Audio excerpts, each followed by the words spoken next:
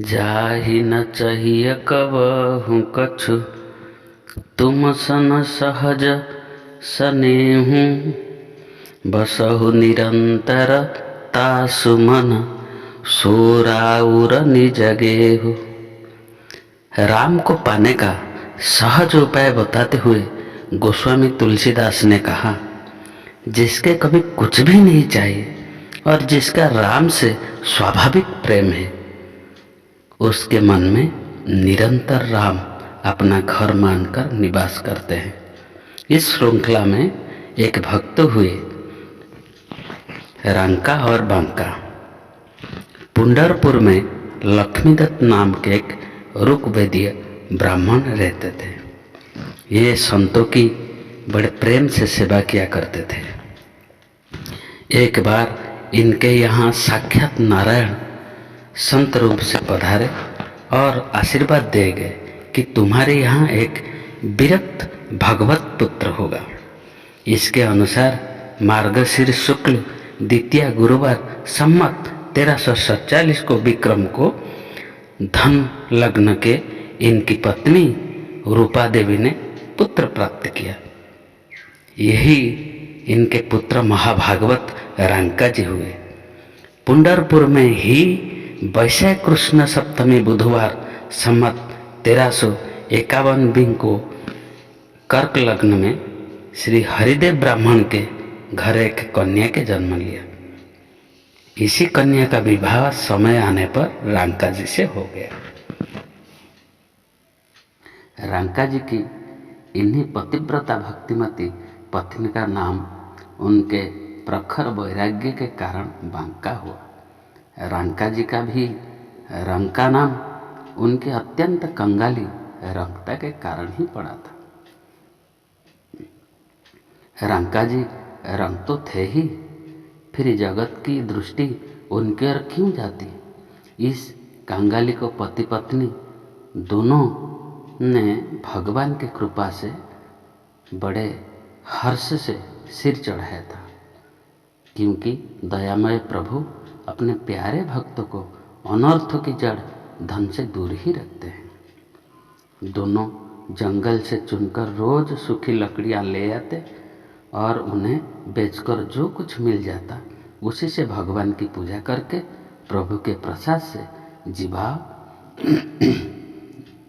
जीवन निर्वाह करते थे। उनके मन में कभी किसी सुख आराम या भोगों की कल्पना ही नहीं जागती थी। श्री रंका जी जैसा भगवान का भक्त इस प्रकार दरिद्र का कष्ट भोगे, यह देखकर नामदेव जी को बड़ा विचार होता था। रंका जी किसी का दिया कुछ लेते भी नहीं थे। नामदेव जी ने श्री पांडुरंग से प्रार्थना की रंका जी की दरिद्रता दूर करने के लिए। भगवान ने कहा, नामदेव, रंका तो मेरा हृदय ही है। वह तनिक भी इच्छा करे तो उसे क्या धन का अभाव रह सकता है, परंतु धन के दोषों को जानकर वह उससे दूर ही रहना चाहता है। देने पर भी वह कुछ लेगा नहीं। तुम देखना ही चाहते हो, कल प्रातःकाल वन के रास्ते में छिपकर देखना।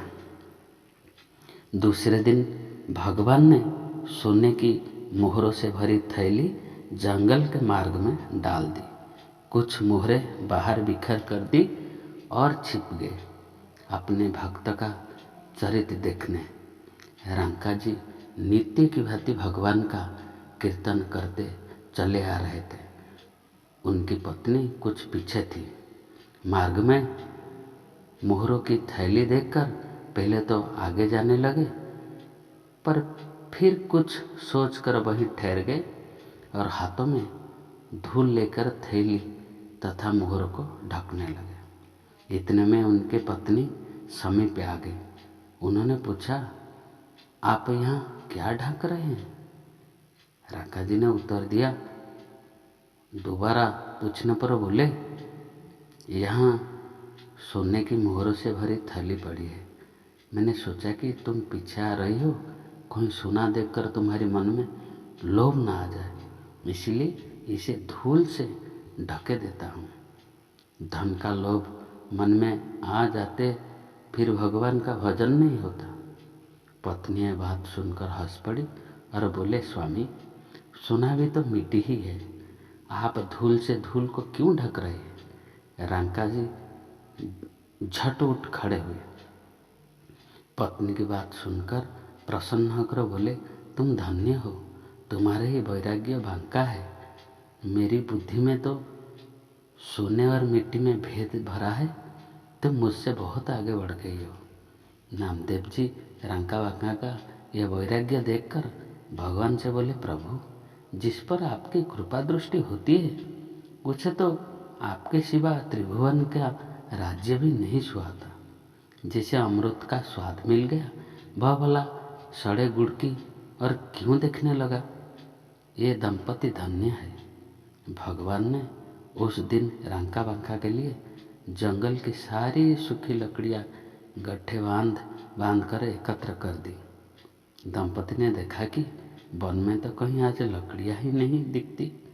गट्ठे बांध कर रखी लड़कियाँ उन्होंने किसी दूसरे की समझी। दूसरे की वस्तु की ओर आंख उठाना तो पाप है। दोनों खाली हाथ लौट आए। रंका जी ने कहा, देखो सोने को देखने की ही यह फल है कि आज उपवास करना पड़ा।